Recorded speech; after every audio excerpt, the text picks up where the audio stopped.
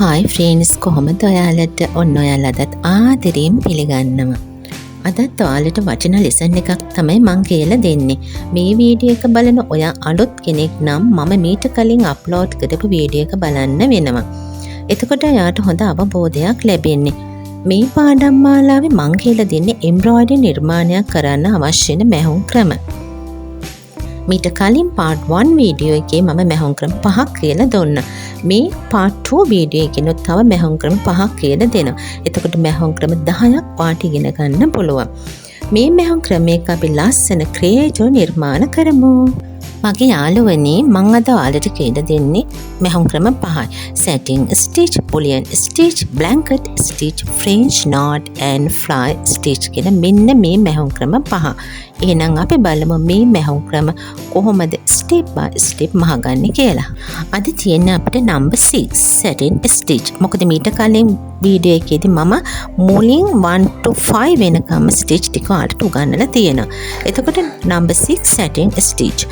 ඔයා මුලින්ම රෙද්දේ උඩට නීඩල් එක මතු කරගන්න. මතු කරගෙන මෙන්න මේ පොඩි තුර ප්‍රමාණයක් තියලා ආයි thread යටට නීඩල් එක ගන්න.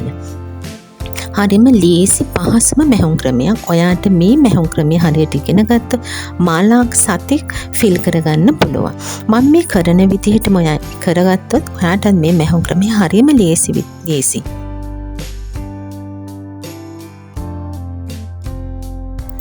Number 7 bullion stitch. ඔයා රෙද්දේ උඩට මෙන්න මෙම නීඩල් එක මතු කරගන්න. මතු කරගෙන මම මේ කරන ආකාරයට ගන්න. මේක අපි නීඩල් එක වටේ තමයි නූල යවන්නේ. නූල කරකවන නීඩල් එකේ ඒ කරකවල තමයි අපි ආයෙත් ඒකට චූටි ගුලියක් වගේ හදාගෙන තමයි ආයෙත් නීඩල් එක රෙද්දේ යටට මතු කරගන්නේ. ඉතින් මම මේ කරන විදිහට ඔයා කරන්න. මේකෙන් අපිට ගොඩාක් රෝසස් එහෙම මහ ගන්න පුළුවන්.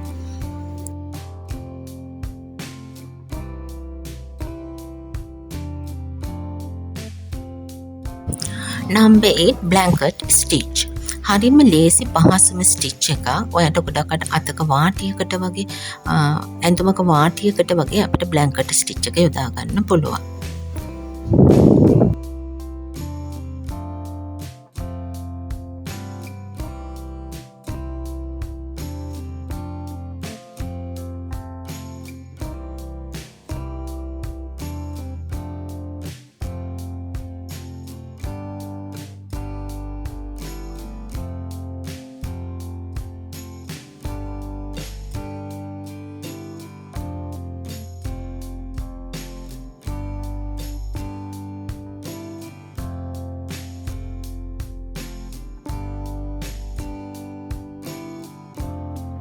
Number 9 French knot. ඔයා මෙන්න මේ ආකාරයට රෙද්ද යටින් උඩට නීඩල් එක මතු කරගන්න. ඒ මතු කරගෙන ඒ නූල අල්ලගෙන ඔයා අනිත් පැත්තෙන් මෙන්න මේ වගේ නීඩල් එක වටේ අර අපි අල්ලගත්ත නූල මෙන්න මෙහෙම කරකවන්න. කරකවලා ඔයා ආයෙත් ඒක දැන් මම මෙතන 6 පාරක් කරකුවා. ඊට පස්සේ මම මේක ආයෙ නීඩල් එක රෙද්ද යටින් මතු කරගන්නවා.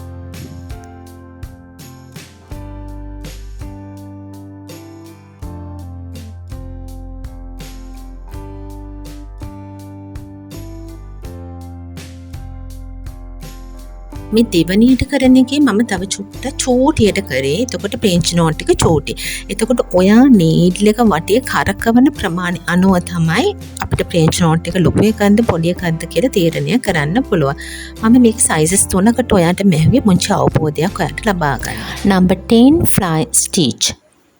මම මේකේ ලයස් 3කට තමයි ඔයගොල්ලන්ට මහන්න කියලා දෙන්නේ. එතකොට ඔයගොල්ලන්ට පැහැදිලිව මේක අවබෝධයක් ගන්න පුළුවන් හින්දා. ඉතින් උඩට නීඩල් එක මතු කරගෙන මෙන්න මේ ආකාරයටම ඔයා මහ ගන්න. හරිම ලේසි පහසුම මැහුම් ක්‍රමයක්. අපි ගොඩක් වෙලාවට මේ මැහුම් ක්‍රමය යොදා ගන්නවා මලක කිනිත්තක නටුවක් වගේ මහ ගන්න. අපි ෆ්ලයි ස්ටිච් එකෙන් තමයි ගොඩක් වෙලාවට ඒක මහ ගන්නෙ. තව අපිට ගහක කොළයක් ලීෆ් එකක් වගේ මහ ගන්නත් අපි මේ ස්ටිච් එක යොදා ගන්නවා.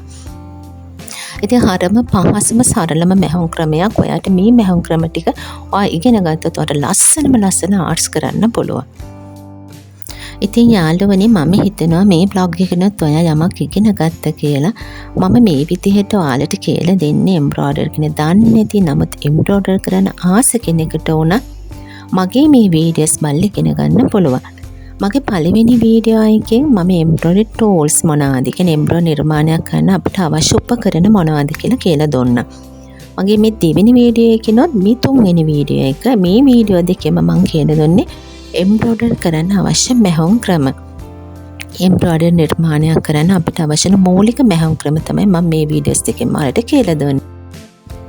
ඉතින් ඉස්සරහට අපි ලස්සන එම්බ්‍රොයිඩර් වලින් කරන්න පුළුවන් නිර්මාණ මොනවාද කියලා බලමු. එහෙනම් ඔයාලා හැමදාමත්ම ආදරේ මාත් එක්කම රැඳී ඉන්න. එහෙනම් ඔයාලා හැමෝටම සුබ දවසක්.